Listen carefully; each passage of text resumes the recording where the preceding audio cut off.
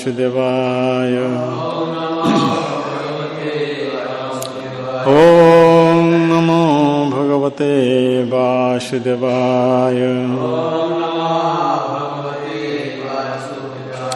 आनन्दलीलामय विग्रहाय हेमावदीवोत्सविसुन्दराय तस्मै महाप्रेमरसप्रदाय चैतन्यचन्द्राय नमो नमस्ते। चैतन्यचन्द्राय नमो नमस्ते। चैतन्यचन्द्राय नमो नमस्ते। श्रीमद्भागवतम तृतीय स्कंद चतुर्दश अध्याय। आज का श्लोक संख्या 17। एष ते अं विधास्यामि प्रियं भीरु यदिच्छसि तस्सा कामं न कुर्यात् सिद्धैस्तैर्वर्गिकी जताम्। एष ते अं विधास्यामि प्रियं भीरु यदिच्छसि तस्सा कामं न कुर्यात् सिद्धैस्तैर्वर्गिकी जताम्। एष ते अं विधास्यामि प्रियं भीरु यदिच्छसि तस्सा कामं न कुर्यात् सिद्धैस्तैर्वर्गिकी जताम्। शब्दानुवाद। ऐसा এই তে তোমার অনুরোধ অহম আমি বিধাস্যামি সম্পন্ন করব প্রিয়ম অতি প্রিয় ভীরু হে ভয়ভীতা যত যা ইচ্ছাসি তুমি অভিলাষ করো তস্যা তা কামম বাসনা ন না ক কে কুর্যাৎ সম্পন্ন করবে সিদ্ধি মুক্তির পূর্ণতা ত্রৈবর্গিকী ত্রিবর্গ যত জাত থেকে। অনুবাদ সবাই পুনরাবৃত্তি করবেন। হে ভয়ভীতা তুমি যা অভিলাষ করছো তা আমি অবিলম্বে পূর্ণ করব। কেননা যে স্ত্রী থেকে ত্রিবর্গ সিদ্ধি লাভ হয় তার কামনা কে না পূর্ণ করে। এই শ্লোকের উপর ছিল এসি ভক্তিবেদান্ত স্বামী প্রভুপাদের তাৎপর্য। মুক্তির তিনটি সিদ্ধি হচ্ছে ধর্ম, অর্থ ও কাম। বদ্ধ জীবের পক্ষে ধর্ম পত্নীকে মুক্তির উপায় স্বরূপ বলে বিবেচনা করা হয়, কেননা সে তার পতির চরম মুক্তির জন্য তার সেবা নিবেদন করে। বদ্ধ জীবের অস্তিত্ব ইন্দ্রতৃপ্তির ভিত্তিতে প্রতিষ্ঠিত এবং কেউ যদি সৌভাগ্যক্রমে সুশীলা পত্নী লাভ করে তাহলে তার পত্নী সর্বতোভাবে তাকে সাহায্য করে। কেউ যদি তার বদ্ধ জীবনে বিক্ষিপ্ত থাকে তাহলে তিনি জড়জগতের কলুষে আরও গভীরভাবে আবদ্ধ হয়ে পড়ে। সতী পত্নীর কর্তব্য হচ্ছে পতির সমস্ত জড় বাসনা চরিতার্থ করার জন্য সহযোগিতা করা, যাতে সে স্বচ্ছন্দে জীবনের পূর্ণতা প্রাপ্তির জন্য পারমার্থিক কার্যকলাপ সম্পাদন করতে পারে। পতি যখন পারমার্থিক পথে উন্নতি সাধন করে তখন পত্নীও নিঃসন্দেহে তার কার্যকলাপে অংশীদার হয়। এবং এইভাবে পতি ও পত্নী উভয়ই পারমার্থিক সিদ্ধি লাভ করেন। তাই বালক ও বালিকা উভয়কেই পারমার্থিক কর্তব্য সম্পাদনের শিক্ষা দেওয়া উচিত, যাতে পরস্পরের সঙ্গে সহযোগিতা করার সময় উভয়ই লাভবান হতে পারে। বালকদের শিক্ষা হচ্ছে ব্রহ্মচর্য এবং বালিকাদের শিক্ষা হচ্ছে সতীত্ব। সতী পত্নী এবং পারমার্থিক শিক্ষা শিক্ষিত ব্রহ্মচারী, এই দুয়ের সমন্বয় মানব জীবনের চরম উদ্দেশ্য সাধনের জন্য অত্যন্ত শুভ। এ বহু তাৎপর্যপূর্ণ শ্লোক। প্রভুপাদ অতি সুন্দরভাবে এই শ্লোকেতে ব্যক্ত করেছেন। আমরা আমাদের মানব জীবনের চরম উদ্দেশ্য তখনই সাধন করতে পারব যখন এইভাবে আমরা বৈদিক শিক্ষা ধারায় যখন আমরা শিক্ষা প্রাপ্ত হব। কত সুন্দর আমাদের বৈদিক সমাজ, এই ভগবান থেকে প্রবর্তিত এই বৈদিক সমাজ। তাই এই অনুসারে আমরা যদি চলবো, আচরণ করব, তাহলে আমাদের জীবনে পরম সিদ্ধি আমরা অনায়াসে প্রাপ্ত হতে পারব। আমরা যত দেখি পৃথিবীতে যত রকম ধর্ম চলছে, এসব ছল ধর্ম, কোনো ধর্মেতে এইসব শিক্ষা দেওয়া হয় না। এখানে কত সত্য কথা বলা আছে। বালকের শিক্ষা হচ্ছে ব্রহ্মচর্য। বালক সে শিক্ষা লাভ করে ব্রহ্মচর্য কিভাবে পালন করা যায়, এবং বালিকার শিক্ষা হচ্ছে কিভাবে সে সতীত্ব লাভ করবে। কত সুন্দর শিক্ষা আমাদের বৈদিক ধারা। এই দুইটার যদি সমন্বয় হবে, তাহলে মানব জীবনের চরম উদ্দেশ্য অতি সহজে লাভ করতে পারবে। তা আমরা এই বহুত পয়েন্ট আছে শ্লোকের ওপর। তা আমরা এখানে দেখব প্রভুপাদ যে তাৎপর্য দিয়েছেন, সেই তাৎপর্য অনুসারে এক একটা পয়েন্ট নিয়ে আলোচনা করব। কেন বহুত সব কথা এখানে দেওয়া হয়েছে। তো প্রভুপাদ এখানে বলছেন যে মুক্তির তিনটি সিদ্ধি হচ্ছে ধর্ম, অর্থ, কাম। যেমন চতুর্বর্গ বলা আছে, ধর্ম, অর্থ, কাম, মোক্ষ। আর আমাদের ভগবান চৈতন্য মহাপ্রভু এসে আমাদের চরম এবং পঞ্চম পুরুষার্থ দিলেন কৃষ্ণ প্রেম। এ চতুর্বর্গের ঊর্ধ্বে ধর্ম, অর্থ, কাম, মোক্ষ, এর উপরে পঞ্চম পুরুষার্থ হচ্ছে কৃষ্ণ প্রেম। এখানে বদ্ধ জীবেদের এ ত্রিবর্গের কথা বলা হচ্ছে। ধর্ম, অর্থ, কাম, এরকম এক যদি পতিব্রতা পত্নী, যদি সুশীলা পত্নী যদি প্রাপ্ত হতে পারবে, তাহলে এই জড়জগতের সুখ অতি আনন্দ সহকারে সে ভোগ করতে পারবে। এইভাবে জড়জগতের সুখ ভোগ করার সাথে সাথে সে পারমার্থিক জীবনে উন্নীত হতে পারবে। অর্থাৎ জীবনের যে চরম উদ্দেশ্য জড়বন্ধন থেকে মুক্তি লাভ, এই পতিব্রতা পত্নীর সহযোগিতা তা সম্ভব হবে। তাই এখানে কত সুন্দর শিক্ষা দেওয়া হচ্ছে। আমাদের বৈদিক ধারা অনুসারে যখন একটা শিশু জন্মগ্রহণ করছে, তখন 5 বছর বয়সে তাকে গুরুকুলে পাঠানো হচ্ছে। গুরুর অধীনে থেকে এই ব্রহ্মচর্যের উপর শিক্ষা লাভ করবে। অন্য কোনো ধর্মে এইসব শিক্ষা দেওয়া হয় না, যার জন্য সারা বিশ্ব জুড়ে আজ এই উৎপাত চলছে।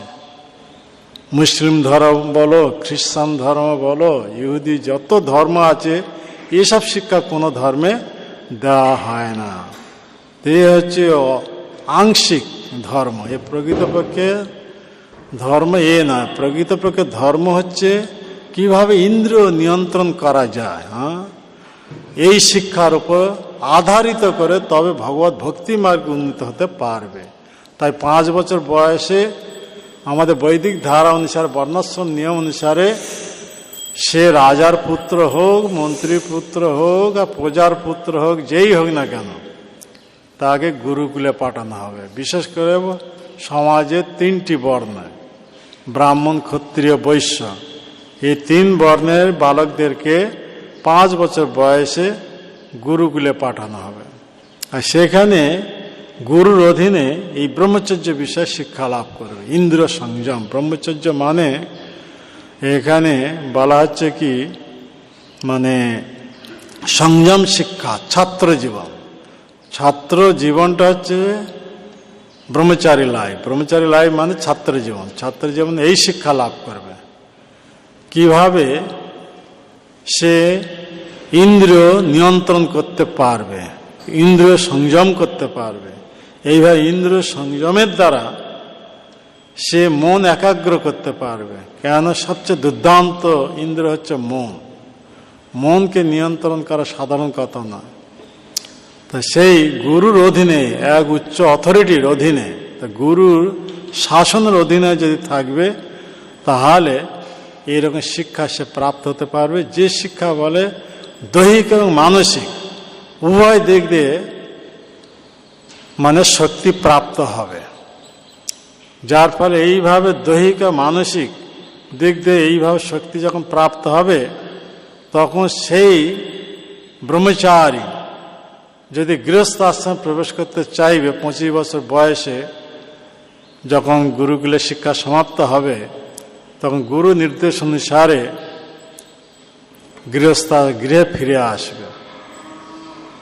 আর কোনো বালিকাদেরকে কোনো স্কুল কলেজে পাঠানো হতো না আমাদের বৈদিক ধারা। মানে বালিকারা তারা পিতার ঘরে থাকবে, পিতার অধীনে। আর পিতার অধীনে থেকে এই শিক্ষা লাভ করে। কেননা প্রত্যেক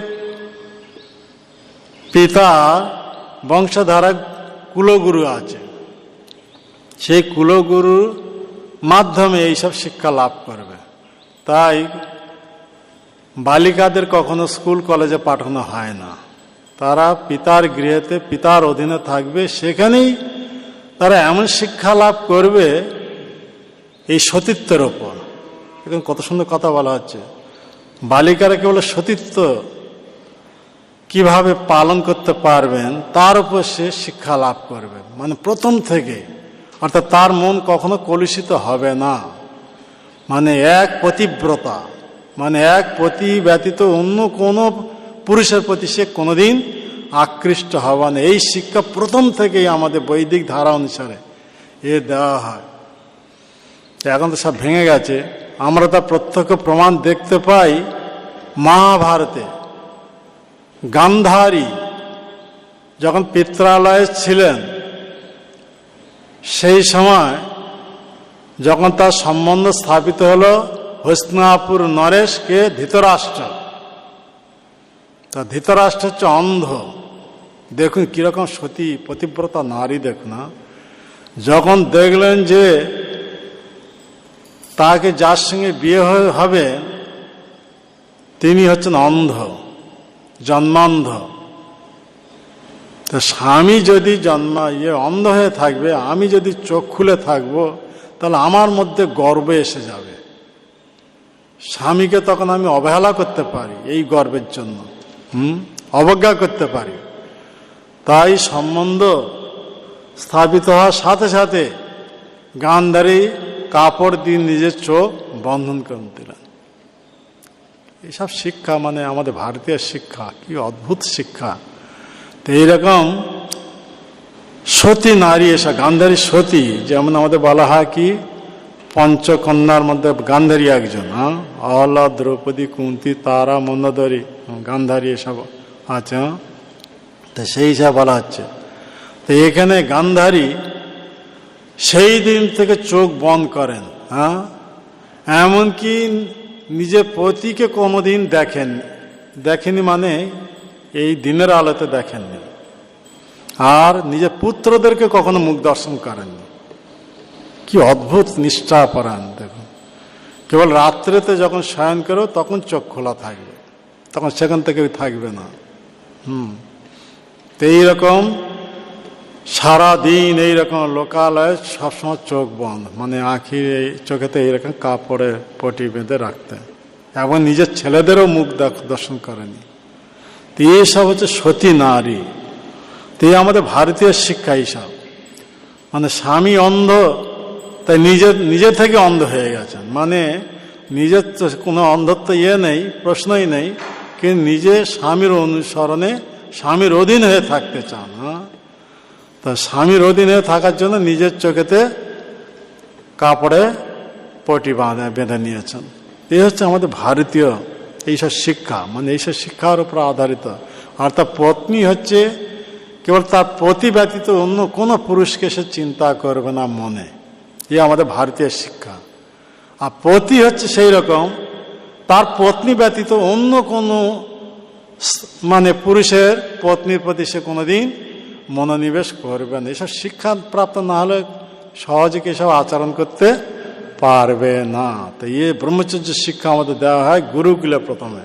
তো সেই ব্রহ্মচর্য ব্রত যারা অবলম্বন করবেন তারা নিষ্ঠা সহকারে এই রকম আচরণ করতে পারবেন, তা নাহলে কেউ না। ব্যভিচারীরা কোনোদিন করতে পারবেন। এসব শিক্ষা যাদের নেই, ও যত বড় পুরুষ হোক যাই হোক, কত স্ত্রীলোকের প্রতি তার মন ঘুরতে থাকবে নাকি? ওই রকম স্ত্রীলোকদের সব কুশিক্ষা আজকাল কত পুরুষের প্রতি তার মন ঘুরতে থাকবে। তো এসব আমাদের ভারতীয় শিক্ষা নয়। ভারতীয় শিক্ষা এখানে উপস্থাপন করা হয়েছে।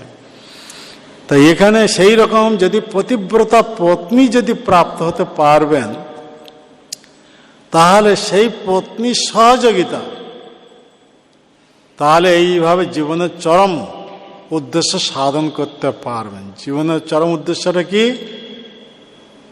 জীবনের চরম উদ্দেশ্যটা কি? মানে এই জড়দেহের বন্ধন থেকে মুক্ত হওয়া, যার জন্য আমরা অনাদিকাল ধরে এই দুঃখই ভোগ করছি। কি অদ্ভুত শিক্ষা সব! আর বহুত আমাদের সমগ্র পৌরাণিক ধারাতে সব তো এই নারীরা এইরা সতীত্বের উপর আধারিত, পুরুষেরা ওই রকম পৌরুষত্বের উপর আধারিত, ব্রহ্মচর্যের উপর মানে আধারিত। তা আমরা দেখতে পাই এইরকম এক কথা আছে, ব্রহ্মার পুত্র ভৃগু মুনি। ভৃগু মুনি বিয়ে হয়েছিল পুলমার সঙ্গে। পুলমা দেখতে অপূর্ব সুন্দরী।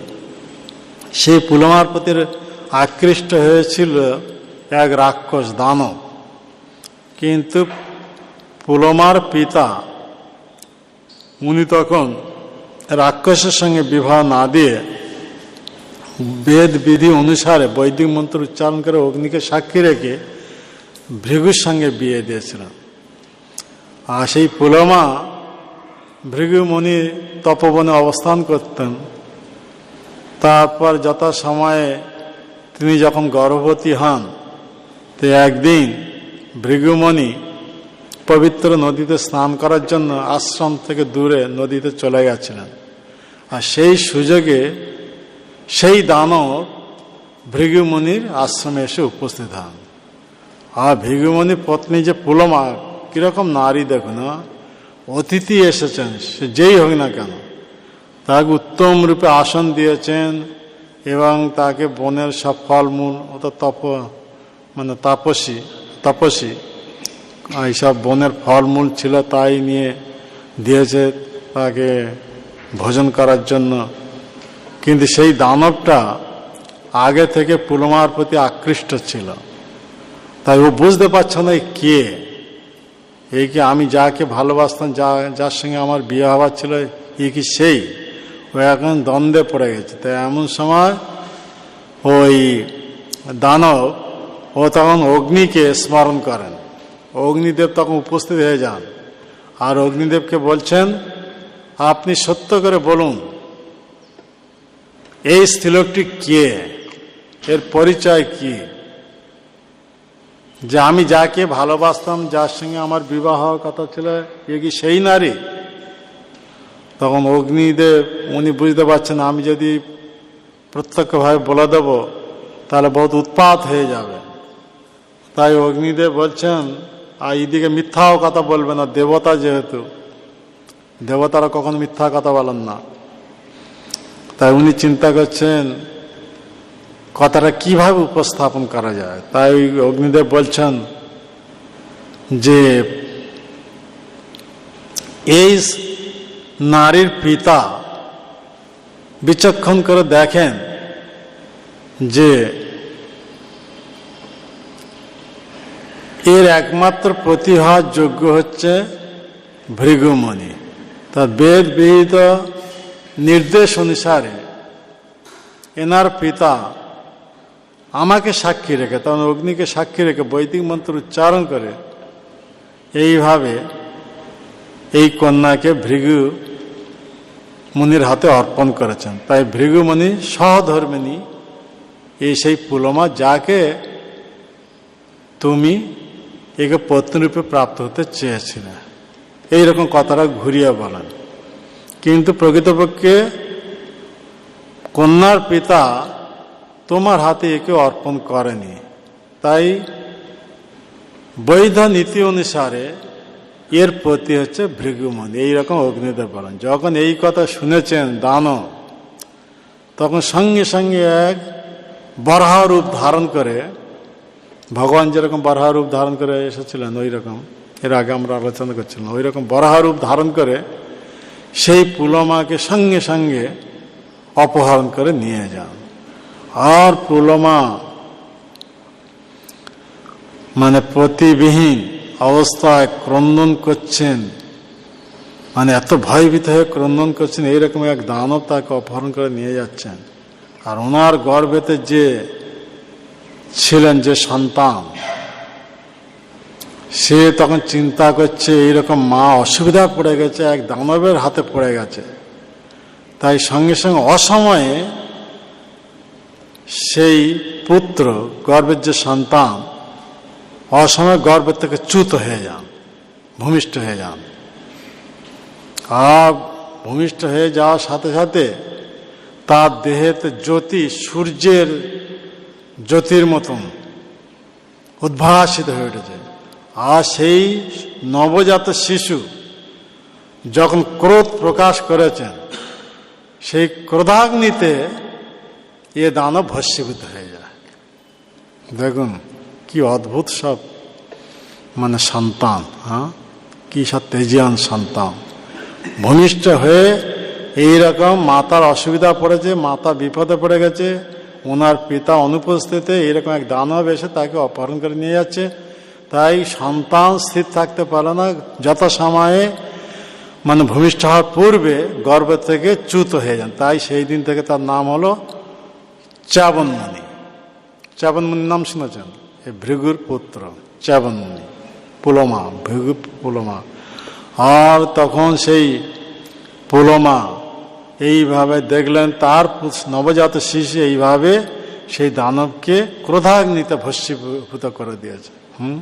মানে ক্রোধাগ্নি মানে ক্রোধ দৃষ্টিতে তার দিকে তাকিয়েছে, সেই দৃষ্টিতে সে ভস্মীভূত হয়ে গেছে। কি বিরাট দানব! হ্যাঁ, দেখেন নবজাত শিশু।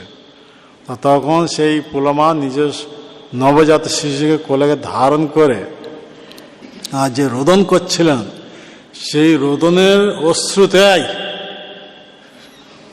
ওই কি শুনছি, হ্যাঁ, এখানে ঘুমাবে আর কি হবে, সেই রোদনের অশ্রুতে নদীর সৃষ্টি হয়ে গেছে। বুঝতে পারছেন? আর পুলমা এইভাবে নিজের নবজাত শিশুকে কোলে ধারণ করে আশ্রমে ফিরছে। আর সেই নদী তার পিছনে পিছনে আসছে। তা ব্রহ্মা সেখানে উপস্থিত হয়ে সান্ত্বনা দেন। তারপর ভৃগুমণি যে স্নান করতে গিয়েছিলেন, উনি এখন ফিরে এসেছেন। তখন পুলমা এইরকম শোচনীয় অবস্থা। পুলমাকে যখন জিজ্ঞাসা করেন, কে এই দানব, কে তোমাকে এই অপহরণ করেছিল, তুমি সত্য করে বলো, কে তোমার কথা তার কাছে ব্যক্ত করে, তুমি সত্য করে বলো। তখন পুলমা নিজে থেকে বলতে থাকেন যে অগ্নিদেব এইভাবে আমার পরিচয় দেয়, সেই হিসাবে এই দানব এসে আমাকে অপহরণ করে নেয়।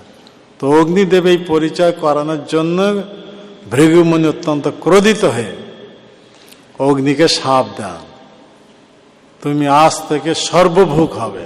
তাই অগ্নি হচ্ছে সর্বভোগ। সেই দিন থেকে ভৃগুমণির অভিশাপে। তো এই চ্যাবনমুনি জাত হয়েছিলেন এই ভৃগুর পুত্র, তার পত্নী পুলমার গর্ভ থেকে। তো সেই চ্যাবনমুনি উনি যখন এক সুন্দর মনোরম বনের মধ্যে যে সরোবর তটে বসে উনি তপস্যারত হয়েছিলেন। আর তপস্যা করতে করতে ওনার বার্ধক্য দশা এসে উপস্থিত হয়ে গেছিল। চ্যবন মুনি অতি বৃদ্ধ হয়ে গেছিলেন। আর এই তপস্যা যখন রত হয়েছিলেন তখন দেখা যাচ্ছে কি উই পোকা তার উপরে সব উই ঢিবি বানিয়ে দিয়েছে। সব কিছু তাকে কভার করে দিয়েছে, কেবল চোখ দুটো কেবল দেখা যেত, আর কিছু দেখা যেত না। তো এইভাবে আমরা যে মনুর অধীনে অবস্থান করছি এখন, যে মনুর শাসনে এখন আমরা আছি, কে বৈবস্বত মনু। এই বৈবস্বত মনুর 10 পুত্র। প্রথম তো এক পুত্র ছিল যার কথা বলা হয়েছিল সুদুম্ন। 1 মাস নারী হয়ে থাকতে, 1 মাস পুরুষ হয়ে থাকতে তাই রাজকার্য ছেড়ে বানপ্রস্থ নিয়ে বনে চলে যায় ভগবানকে ভজন করার জন্য। তাই এই বৈবস্বত মুনি, ওনার আসল নাম হচ্ছে শ্রাদ্ধদেব। তো শ্রাদ্ধদেব ওনার পত্নী শ্রদ্ধা দেবী গর্ভে 10টি পুত্র উৎপাদন করেছিলেন। সেই 10টি পুত্রের মধ্যে যেমন বলা আছে ইক্ষ্বাকু আদি, তা তাদের মধ্যে একজন হচ্ছেন সরজাতি। তাই সরজাতি বহুত ধার্মিক রাজা, সব সূর্যবংশের রাজা, মহান ধার্মিক বীর। তো এরকম সরজাতি উনিও রাজা। তো ওনার মন্ত্রী সৈন্য সামন্ত সব নিয়ে একদিন মৃগয়া করতে গেছিলেন। আর নিজের প্রিয়তম কন্যা হচ্ছে এই সুকন্যাকে সঙ্গে করে নিয়ে গেছেন। আর সুকন্যার বউ সব দাসী ছিল, তারাও সব গেছেন। তো এইভাবে কোথায় এসে উপস্থিত হয়েছেন না, যে বনেতে সরোবরের তীরে চ্যবন মুনি তপস্যারত ছিলেন সেই বনেতে এসে উপস্থিত হয়েছেন। সৈন্য সামন্ত সবাই সেই বনেতে এই মৃগা রাজার সাথে যোগদান করে মৃগার পিছে সব ধাবিত হন। আর ওখানে ওরা যখন অবস্থান করেন টেন্ট বানিয়ে, আর এই রাজার কন্যা যে সুকন্যা দাসীদের সঙ্গে এই বনেতে ফল ফুল তোলার জন্য এসেছিলেন। ওই ফল ফুল তুলতে ওই জায়গায় এসে যান যেখানে চ্যবন মুনি তপস্যারত ছিলেন। তো ওনাকে কিছু দেখা যেত না, সমগ্র শরীরটা হচ্ছে ওই প্রকার ঢিপি বানিয়ে দিয়েছে। তা ঢিপির মধ্যে থেকে 2টা লাইট জ্বলছে। লাইট মানে ওনার চোখ 2টা উজ্জ্বল চোখ কেবল দেখা জ্বলছে এইরকম। তা সুকন্যা আশ্চর্য হয়ে যান, যেখানে একটা মাটির ঢিবি, এর মধ্যে 2টা লাইট প্রজ্বলিত আছে। তো সুকন্যা কি করেছেন, বালিকা সুলভ চঞ্চলতা বশত দুইটা কাঁটা নিয়ে সেই লাইটের উপরে এরকম চেপে দিয়েছে। চেপে দেওয়াতে কাঁটা ফুটে গিয়ে সেই লাইট থেকে তখন কি বেরোচ্ছে, রক্ত বেরোচ্ছে। কেন, ও তো হচ্ছে লাইট নয়, ও হচ্ছে চ্যবন মুনির 2 চোখ। তো চোখে যখন ফুটে গেছে তখন ও চোখ থেকে রক্ত নির্গত, ভয়ভীত হয়ে যায়। তখন সখী সমস্ত ভয়ভীত হয়ে যায়, কি ব্যাপার, এখানে লাইট জ্বলছে, লাইটের ভিতর দিয়ে এরকম রক্ত নির্গত হচ্ছে। ভয়ভীত হয়ে যায়। আর চ্যবন মুনি এই অসহ্য যন্ত্রণাতে উনি যোগ বল প্রয়োগ করেন, মহাযোগী। তা মহাযোগ বল প্রয়োগ করেন কি না, ওই বনেতে সরজাতি যত সৈন্য সামন্ত মন্ত্রী আদি সব ছিলেন, সবার মলমূত্র সব বন্ধ হয়ে যায়। এই যোগ শক্তি প্রয়োগ করতেন। কারোর আর পেশাব হচ্ছে না, আর কারো পায়খানা, পেট সব ফুলে যায়। তা ফুলে যখন যায় সব মরণাপন্ন। এইরকম অবস্থা কেন, হঠাৎ এইরকম সব হলো, কি ব্যাপার। তা ও সরজাতি কোনো সাধারণ ব্যক্তি না, মনুর পুত্র, রাজা, মহান বুদ্ধিমান। তো ওনার সাথে সব মন্ত্রী এরা সব ছিলেন। সবার ওই দশা, রাজার ওই দশা, সবার ওই দশা, সৈন্য সামনে সবার পেট ফুলে যায়। তো এইরকম অস্বস্তি বোধ। তখন অনুসন্ধান করতে পারেন কেন এই ঘটনা এইরকম হলো। সব আমরা বনের মধ্যে এইরকম বিচরণ করতাম, আরামে কত সুন্দর ছিলাম, হঠাৎ এইরকম পেট শাক কেন ফুলে গেল। তো তখন অনুসন্ধান করতে করতে ওনার কন্যা সুকন্যা, উনি তখন বলছেন, তো ও সখী সহ বুঝতে, বাবা এইরকম আমরা যখন বনেতে ফল ফুল তুলছিলাম, তুলতে তুলতে এক জায়গায় দেখি না একটা মাটির ঢিপির মধ্যে দিয়ে দুইটা লাইট জ্বলছিল। আমি কি করেছি, দুইটা কাঁটা নিয়ে সেই লাইটের উপর যখন এইরকমভাবে ফুটিয়ে দিই, তো তখন লাইট থেকে কেবল রক্ত বেরোচ্ছে। আমরা অত্যন্ত ভয়ভীত হয়ে গেছে। তখন সরজাতি বুঝতে পারলেন ওখানে কিছু একটা ঘটে থাকবে। তো সরজাতি ওখানে এসে উপস্থিত হয়ে যান, এসে দেখেন ওর ভিতরেই ঢিপির ভিতরে চ্যাবন মুনি অবস্থান করছেন। আর চ্যাবন মুনি চোখ দিয়ে এইভাবে রক্ত নির্গত হচ্ছে। তার সরজাতি সাষ্টাঙ্গ দণ্ডবত হয়ে প্রণাম করে ক্ষমা প্রার্থনা করছেন। আর অনুনয় বিনয় করছেন, হে মুনিবর, অজান্তে এইরকম আমার কন্যা অপরাধ করে বসেছেন, যার জন্য আমাদের এই দুরাবস্থা। সবার পেট ফুলে গেছে, পেশাব পায়খানা কারোর হচ্ছে না, সব মরণাপন্ন। আপনি কৃপা করুন, আমাদের প্রতি প্রসন্ন হন, আমাদের এই অপরাধ ক্ষমা করুন। আর আপনার কি অভিলাষ বলুন, আমি তা যথাসাধ্য চেষ্টা করে পূরণ করার জন্য। তো মুনি দেখুন, চ্যাবন মুনি এত বয়স, বৃদ্ধ হয়ে গেছে, দেহ কাঁপছে, দেহ থরথর করছে, এরকম মাথা চুল সব পেকে গেছে, গায়ের চামড়া লুজ হয়ে গেছে, চোখ ভিতরে প্রবেশ করে গেছে। আর সেই অবস্থায় উনি প্রকাশ করছে কি, হে রাজন, যদি অপরাধ থেকে মুক্ত হতে চান তাহলে তোমার এই কন্যাকে আমাকে প্রদান করুন। বৃদ্ধ অবস্থা রাজকন্যা বিয়ে হওয়ার স্বাদ ব্যক্ত করেন না। তো রাজার কি করুন, সঙ্গে সঙ্গে ওনার সেই কন্যা সুকন্যাকে এই চ্যাবন মুনির হাস্তে অর্পণ করে দেন।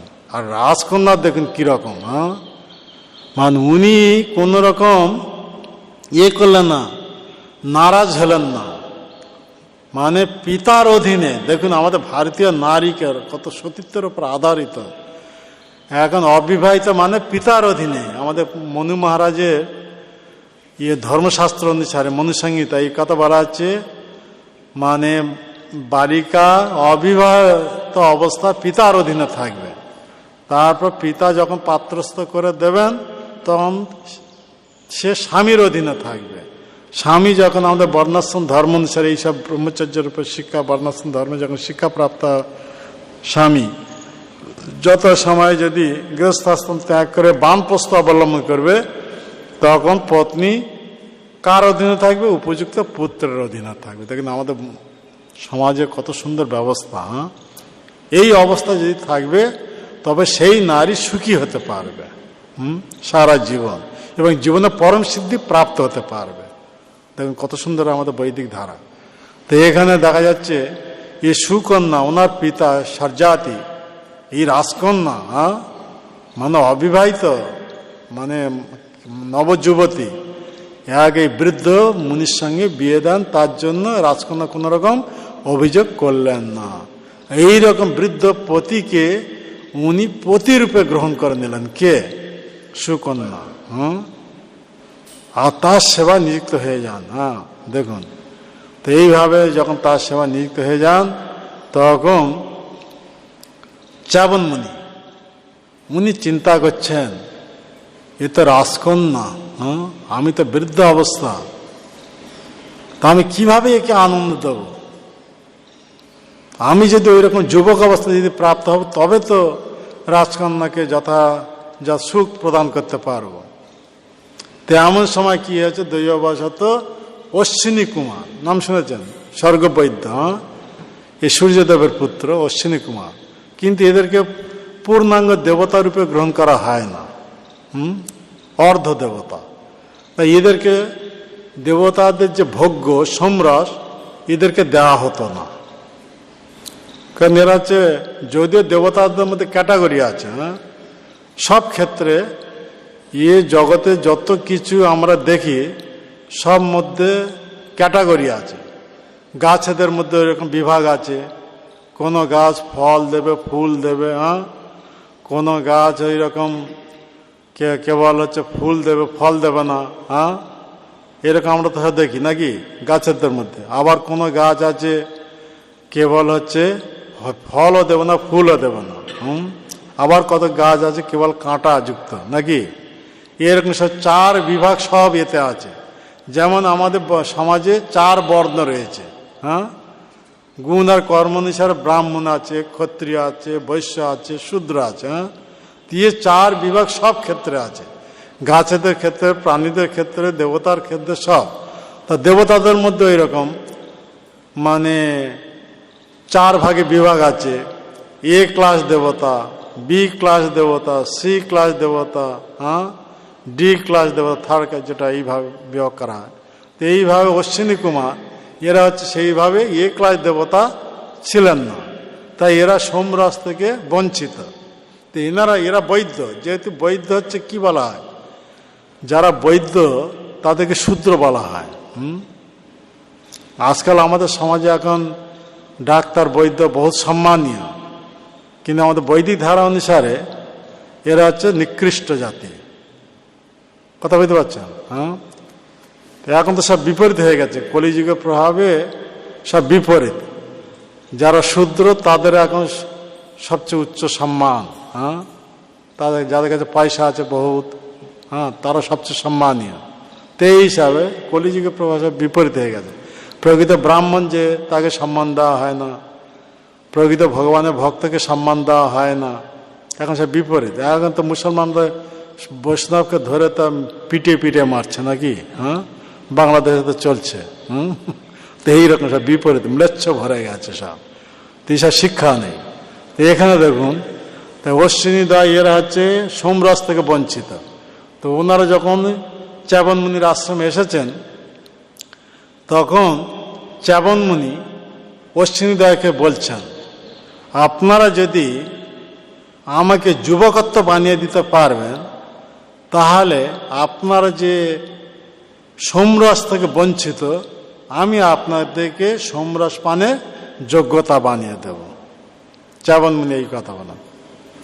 মানে সোমরস পান করানো মানে সাধারণ কথা নয়। যেখানে ইন্দ্র, তার অনুমোদন ব্যতীত কেউ কিছু করতে পারবে না। হ্যাঁ, ইন্দ্র হাতে বজ্র আছে, সঙ্গে সঙ্গে তা বজ্র দ্বারা সংহার করতে হবে নাকি।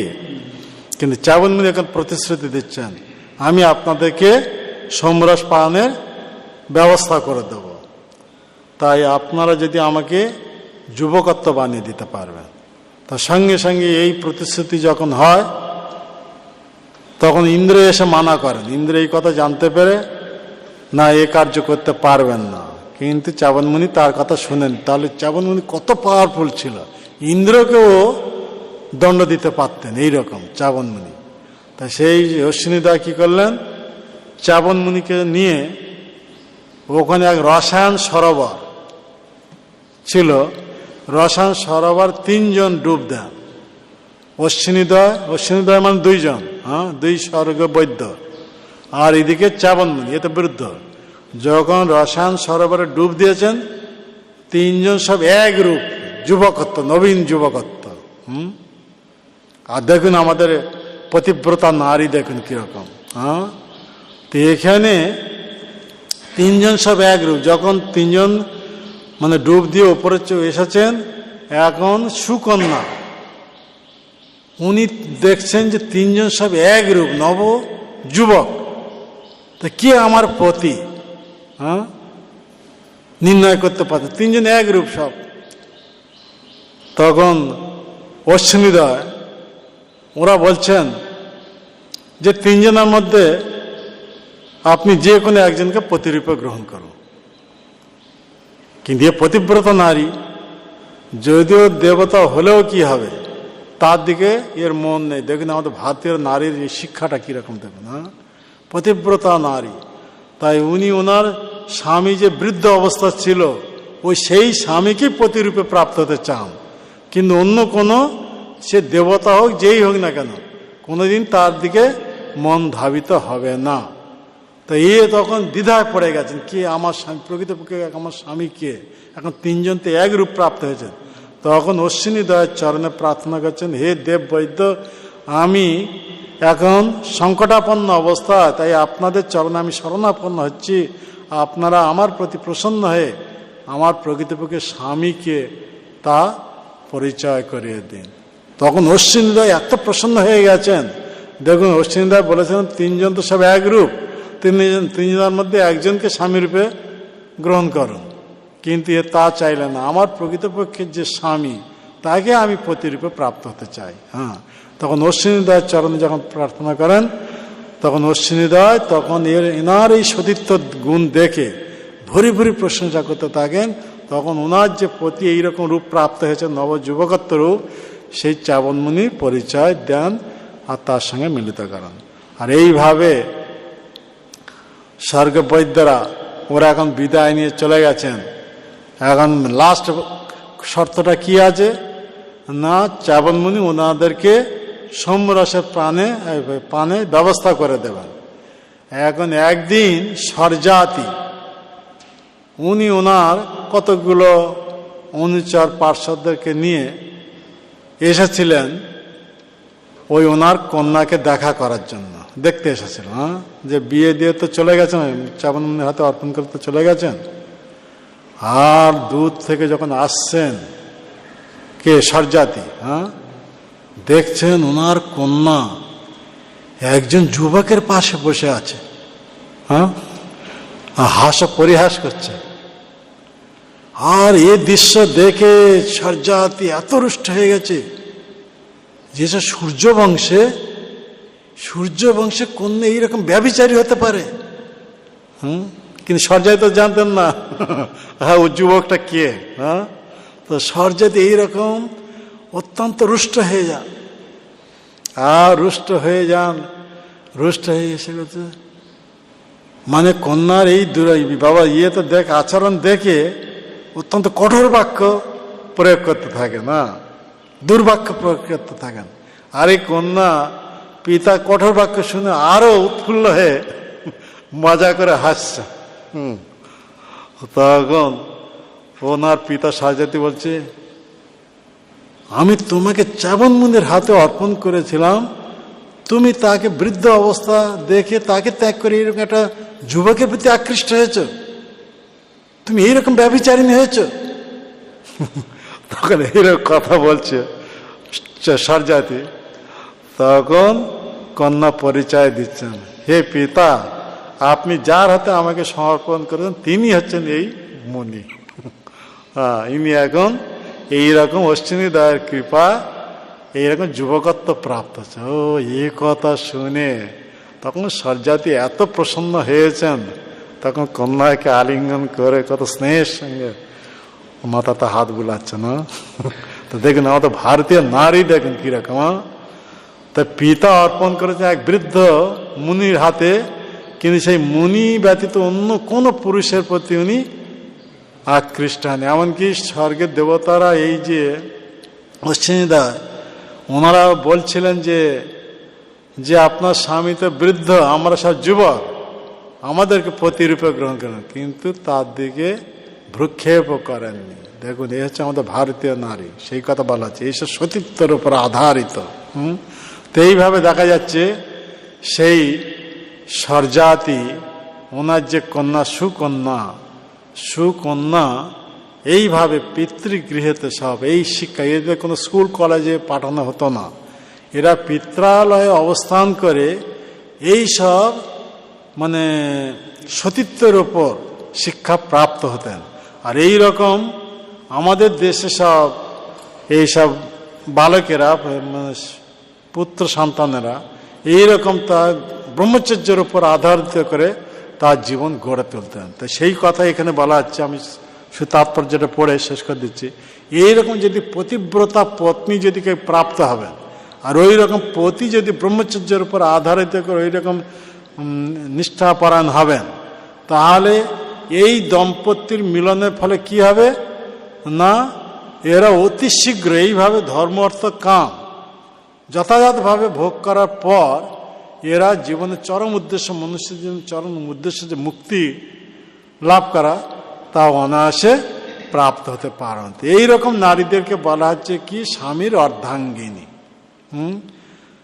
পত্নী যদি কিছু না করেন, কোনো তপস্যা সব কিছু করার কিছু দরকার নেই, তিনি যদি এইরকম পতির সেবায় যদি রত থাকবেন, আর পতি যদি ভগবানের ভক্ত হবেন, ভগবানের সেবায় রত থাকবেন, দেখুন কিরকম সমাজ আমাদের ব্যবস্থা। তো পতি যদি ভগবানের ভক্তি করবেন, ভগবানের সেবা করবেন, আর পত্নী যদি সেই পতির সেবা থাকবেন, সেই পতির ভক্তি বলে পত্নী তার সঙ্গে উদ্ধারে ভগবত ধামে চলে যাবে। তারা স্বতন্ত্রভাবে অন্য কোনো সাধন করার কিছু আবশ্যক নেই। বুঝতে পারছেন আমাদের বর্ণাশ্রম ধর্ম কিভাবে সুন্দরভাবে সাজানো হয়েছে। এই ট্রেন কিন্তু পতিও এরকম হতে হবে, ভগবানের ভক্ত হতে হবে, নিষ্ঠাপরায়ণ। পতি যদি মদ খেতে থাকবে আর অন্য স্ত্রীর প্রতি লাইন মারতে থাকবে, তো সে কি পতি নাকি? সে তো পত্নীকে নরকে পতিত করাবে নাকি? পতির কর্তব্য হচ্ছে পত্নীকে উচ্চগতি করানো নিজের সাথে। তার প্রত্যক্ষ সব প্রমাণ আমাদের ভারতবর্ষের সব যত সব মহিষী নারী, এদের চরিত্র যদি আমরা আলোচনা করব, ভুরি ভুরি সব এইরকম আমরা উদাহরণ। যেমন পৃথু অর্চি, পৃথু মহারাজ, ওনার পত্নী অর্চি সাক্ষাৎ লক্ষ্মীদেবীর অংশ, আর এই পৃথু মহারাজ ভগবানের অংশ।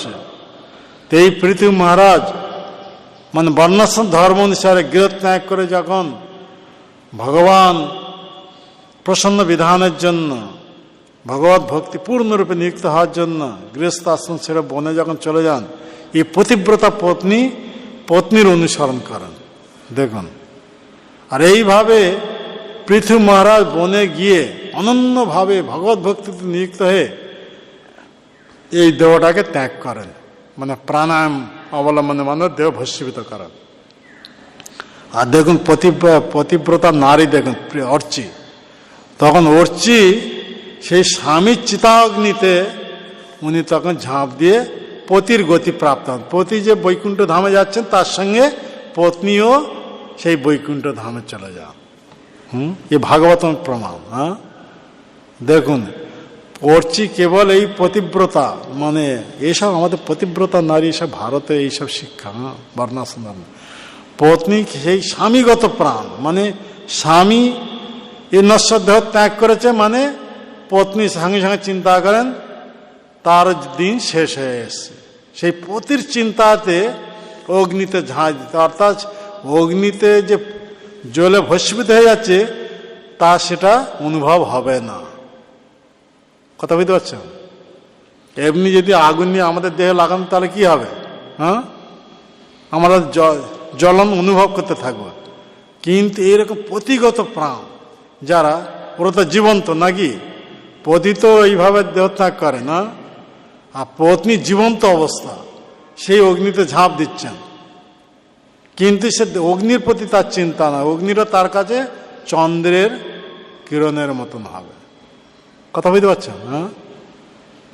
আর এইভাবে পতিগত প্রাণ হওয়ার জন্য এ দেহ ধারণা আর থাকবে না, তিনি পতির সঙ্গে এক প্রাণ। তাই দেহটা কি হচ্ছে না হচ্ছে সেদিকে তার কোনো খেয়াল থাকে, সেই অগ্নিতে ঝাঁপ দেবে, অগ্নিরা তার কাছে কি হয়ে যাবে? চন্দ্রের কিরণ মতন। কথা বুঝতে পারছেন? সেই কারণে এই আমাদের ভারতীয় সংস্কৃতি এই সতীদাহ প্রথা এইসব প্রচলিত, মানে প্রভুপাদ বলছেন ওনারই সময় পর্যন্ত ছিল, প্রভুপাদও দেখেছেন অনেক জায়গা। মানে এগুলো বেশি দিনের না, এই আসরিক সভ্যতা এসে গেছে ব্রিটিশরা যখন এখান থেকে হটে সেই দিন থেকে। তার আগে এইরকম সতীদাহ প্রথা সব ছিল, তারপরে সব সমাজে গোঁড়ামির সৃষ্টি হয়ে গেছিল। মানে যে নারী স্বামীর সঙ্গে সহমরণ হতে চান না, তাকে জবরদস্তি নিয়ে সতী করাবার জন্য স্বামীর চিতাতে ওইভাবে জবরদস্তি ফেলে দেওয়া হতো। গোঁড়ামির সৃষ্টি হয়ে গেছিল। কেন এইসব গোঁড়ামি, ওরা তো শাস্ত্র নিয়ম জানা না, কিছু জানা না, ওই সব টিকিধারী সব ব্রাহ্মণ ওরা কি করবে না, এইভাবে এক বৃদ্ধ পতির সঙ্গে 70-80 বছর এক পতির সঙ্গে 8 বছর 10 বছরের কন্যাতে সব বিয়ে দিয়ে দেবে। আগে সব সমাজে এইরকম জবরদস্তি সব। অর্থাৎ তাতে সে তো মরতে চলেছে নাকি, 80 বছর বয়স হয়েছে, তার সঙ্গে একটা 8 বছরের কন্যা যদি বিয়ে দেবে, তা 80 বছর মানে কি? তার 1-2 বছর পরে তা তো শেষ নাকি। তো এইরকম সব গোঁড়ামির সৃষ্টি হয়ে গেছিল। তা সেই গোঁড়ামির সৃষ্টি হয়ে যাওয়াতে এইরকম সব জবরদস্তি, স্বামী যখন মরে যাবে তার যদি 8-10টা পত্নী থাকবে এইভাবে, সে জবরদস্তি নিয়ে অগ্নিতে ফেলে দিয়ে তাকে মারা হতো। তো এই সব নিয়ম করে সব উঠানো হয় কে? আমাদের এই ভক্তিবিনোদ ঠাকুর। ভক্তিবিনোদ ঠাকুর রাজা রামমোহন তখন ওনার সঙ্গে সহযোগিতা করে এই সতীদাহ প্রথা উঠিয়ে দেয়। এইসব গোঁড়ামির সৃষ্টি হয়ে গেছিল। কথা বুঝতে পারছেন? তো আমাদের বৈদিক ধারা সুন্দরভাবে এবার সাজানো। এই যেমন আমরা উদাহরণ দিলাম সতী নারী, যেমন গান্ধারী যখন এইভাবে ধৃতরাষ্ট্র গৃহত্যাগ করে চলে গেছেন বিদুরের সাথে, তো এইভাবে গান্ধারী অনুব্রতা হন। তার সঙ্গে গিয়ে কি করেন, মানে কি ধৃতরাষ্ট্র কত 5 দিন না 7 দিন ভাগবত উল্লেখ আছে, এইভাবে 5 দিন কঠোর তপস্যারত হন, ধ্যানমগ্ন হন। এইভাবে ব্রহ্মের সঙ্গে এক মন প্রাণ হয়ে প্রাণায়াম প্রজ্বলিত করে, প্রাণায়ামের দ্বারা অগ্নি প্রজ্বলিত করে নিজের দেহ ভস্মীভূত করান। আর গান্ধারী সেই অবস্থা, সেই অগ্নিতে ঝাঁপ দিয়ে উনি ওনার পতির গতি প্রাপ্ত হন। এই কারণে আমাদের ভারতীয় সভ্যতা, এই সভ্যতার জন্য এই ভারত এত মহান। এই পুরুষের পৌরুষত্ব আর নারীর সতীত্ব, এই দুই আধারিত করে আমাদের ভারত এইখানে সব দেশের কাছে পূজনীয়। এই মহান ভারত, মহান বলতে এই দিক দিয়ে বলা হচ্ছে, বৈদিক সংস্কৃতির দিক দিয়ে। তো সেই কথা এই শ্লোকে বলা হচ্ছে। তো আমাদের এইরকম শিক্ষা দেওয়া হয় কি, এক বালক সে কিভাবে ব্রহ্মচর্য পালন করবে, ইন্দ্র সংযম, গুরুকুলে অবস্থান করে এইভাবে নৈষ্ঠিক ব্রহ্মচর্য ব্রত পালন করবে। আর কোনো বালিকাকে কোনো স্কুল কলেজে পাঠানো হতো না, বাপের বাড়িতে থাকবে, পিতার বাড়িতে, পিতার গৃহেতে থাকবে। সেখানে সে শিক্ষা প্রাপ্ত হবে কি, কিভাবে সতী হতে হয়, পতিব্রতা নারী হতে হয়, এইভাবে শিক্ষা লাভ করবে। তো এইভাবে এরা ওইসব আধুনিক এই শিক্ষা শিক্ষিত নয়, কিন্তু ওনারা এই সতীত্ব গুণের বলে এমনকি ভগবানকে বশীভূত করে দিতে পারতেন। এ নারীর সতীত্ব এইরকম পাওয়ারফুল। তার একটা উদাহরণ দিলে, আমি বলে বহুত কথা এসে যাচ্ছে, একটা উদাহরণ দিলে আমরা বুঝতে পারবো যে এক কুষ্ঠ বিপ্রের এক পত্নী ছিলেন, পতিব্রতা পত্নী, সতী শিরোমণি। তাই সেই কুষ্ঠ বিপ্র মানে ব্রাহ্মণ পুত্র, তার দেহ তো কুষ্ঠ, কিন্তু তার পত্নী স্বামীকে সবসময় সেবায় রত ছিলেন। দেখুন, স্বামীকে কোনোদিন নিন্দাও করেনি, ঘৃণাও করেনি, সেই পতিব্রতা নারী দেখুন। কিন্তু সেই কুষ্ঠ বিপ্র এত জঘন্য ব্যক্তি ছিল, এক বেশ্যার প্রতি আকৃষ্ট ছিল। বেশ্যার সঙ্গে সঙ্গম করতে চান। তো এই দেখুন পতিব্রতা নারী কিরকম। চৈতন্য চরিতামৃতে সব উল্লেখ আছে, মহাপ্রভু নিজেই কথা ব্যক্ত করছেন। তো সেই কুষ্ঠ বিপ্রের পত্নী, তো এ পত্নী কি করছেন, স্বামীর অভিলাষ পূর্ণ করার জন্য উনি কি করেছেন না, বেশ্যার ঘরে গিয়ে বেশ্যাকে বিবিধভাবে সেবা করতে থাকেন। বেশ্যায় গৃহতে ঝাড়ু দেওয়া, তারপরে হচ্ছে গোবর লেপন করা, তারপরে সেই জল এনে দেওয়া, তার কাপড় চোপড় ধুয়ে দেওয়া, এইরকম বেশ্যার বিবিধ সেবায় রত থাকে। বেশ্যা দেখছি এইভাবেই এক সুন্দর নারী এসে আমার গৃহেতে এইভাবে সেবা করছে, কি কারণ? তখন উনি জিজ্ঞাসা করছেন, আমার গৃহেতে এসে তুমি যে সেবা করছো এর উদ্দেশ্যটা কি? তখন উনি বলছেন, আমার প্রতি আপনার প্রতি আসক্ত হয়েছে, আপনার সঙ্গে সঙ্গম সুখ ভোগ করতে চায়, তাই আপনার সেবা আমি যুক্ত হয়েছি, যাতে আপনি এই সম্মতি দেন। দেখুন এখানে ও বেশ্যা তখন বলছে, আচ্ছা এই কারণে। তা ঠিক আছে, আমি সম্মতি দিচ্ছি, তোমার স্বামীকে তুমি নিয়ে আসো। তাই এই বেশ্যা যখন অনুমতি দিলেন, তখন এ পতিব্রতা নারী দেখুন নিজ স্বামীকে নিয়ে বেশ্যার গৃহেতে এনে উপস্থিত করান। আর বেশ্যার গৃহেতে এনে যখন এনে উপস্থিত করিয়েছেন, তখন সেই কুষ্ঠ বিপ্র যে ওর চেতনার উদয় হয়েছে, আরে আমার পত্নী এই বেশ্যার সেবা করে, বেশ্যাকে প্রসন্ন বিধান করে, আর বেশ্যার অনুমতি নিয়ে আমাকে এনে এখানে উপস্থিত করে তার সঙ্গে সঙ্গম করাবার জন্য।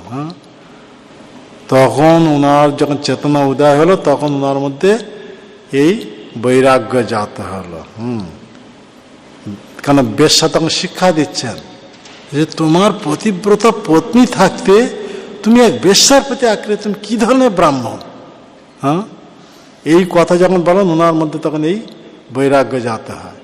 তখন বেশ্যার গৃহ থেকে পতি পত্নী যখন ফিরে আসছে সন্ধ্যার সময়, এমন সময় রাস্তার সাইডে একজন মুনি তপস্যারত ছিলেন। তো এই হচ্ছে আমাদের প্রভুপাদ উল্লেখ করছেন মার্কণ্ড মুনি। তো মার্কণ্ড মুনি ঠিক নয়, তো প্রভুপাদ ওনার ভাগবত এই তাৎপর্য উল্লেখ করেছেন, কিন্তু অ্যাকচুয়ালি ওটা হচ্ছে দক্ষ মুনি। মার্কণ্ড তো মহান ঋষি, উনি এই অভিশাপ দেবে বা কেন ওইরকম করবেন কেন? ওনার তো আলাদা তপবন রয়েছে তুঙ্গভাদ্রা। তা প্রভুপাদ কি ব্যাপারে ওটা দিয়ে ফেলেছেন যায় না। শুনুন কথা শুনুন, এখানে দক্ষ মুনি ও তপস্যারত ছিলেন। আর সন্ধ্যার সময় যখন যাচ্ছেন, মানে রাতের অন্ধকার, মানে পুরা, তখন এই কুষ্ঠবিপ্রের পাটা ওনার দেহেতে লেগে গেছে, মুনির দেহেতে। তখন মুনি সঙ্গে সঙ্গে অভিশাপ দেন যে আগামী দিন সূর্যোদয়ের পূর্বে তোমার মৃত্যু হবে। আর এই সমাচার যখন কুষ্ঠবিপ্রের পত্নী প্রাপ্ত হন, দেখলেন আমার স্বামী সূর্যোদয়ের পূর্বে মৃত্যু হবে, এই অভিশাপ দিয়েছে মুনি। তা আমি আমার সতীত্বের বল যদি থাকে, তাহলে আমি এই সূর্য উদয় বন্ধ করে দেব। তখন উনি কি বললেন যে আমি প্রকৃতপক্ষে আমার প্রতিবাদিত অন্য কোনো পুরুষের চিন্তা যদি না করে থাকি, তাহলে আমার এই সতীত্বের প্রভাবে আগামী দিন সূর্য উদয় হবে না, আমার স্বামী মরবে না। দেখুন নারীর কি সতীত্ব বল দেখুন। আর এই সতীর মুখ থেকে এইরকম বাক্য নির্গত হওয়াতে সূর্য আর উদয় হচ্ছে না, সব অন্ধ। যত সময় সূর্য উদয় হওয়ার কথা, সূর্য আর উদয় হচ্ছে না। তখন সূর্য যদি না উদয় হয়, সৃষ্টি তো নষ্ট হয়ে যাবে। এখন ব্রহ্মা বিষ্ণু মহেশ্বর তিনজন এসে উপস্থিত হয়ে যান ওখানে। দেখুন এখন ব্রহ্মা জিজ্ঞাসা করছেন সেই সতী নারীকে, কুষ্ঠবিপ্র পত্নীকে, যে মা তুমি যদি এইভাবে সূর্য উদয় বন্ধ করে দেবে, তাহলে সমগ্র সৃষ্টি নষ্ট হয়ে যাবে, তাই সূর্য উদয়ের ব্যবস্থা করো। না, মুনি অভিশাপ দিয়েছেন আমার সূর্য যদি উদয় হবে আমার পতি মৃত্যু হবে, তা আমি কখনো পতিহীন অবস্থা থাকতে পারবো না। তখন তিন দেবতা প্রসন্ন হয়ে